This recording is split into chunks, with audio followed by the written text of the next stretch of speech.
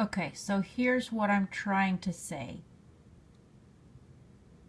In order to create depth in a painting like this one,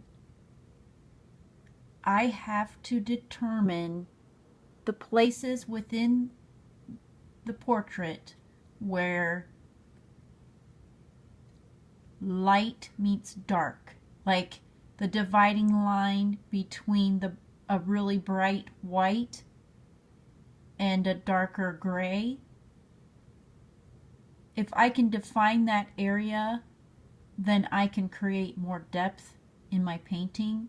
So if I want to make the snout come forward, I have to determine in what area, what's the furthest away in the painting where the snout begins, where the snout comes from this part of the face. It kind of builds out from here.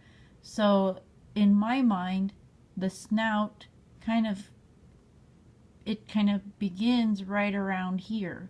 And when I look at the photo image that my client has given me, I see the same thing, that when I really zoom in, I see a defined line of gray right up against a really bright white.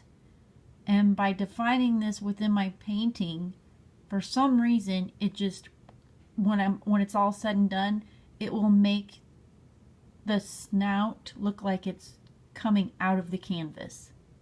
So if you can determine those locations within your portraits where the light meets the dark, like when you're trying to, like, say in this area, make this part of the fur kind of stand out and be in front of this part of the eye, because this dog has really long fluffy hair, then I need to determine at what point does the light meet the dark, and I have to accentuate that.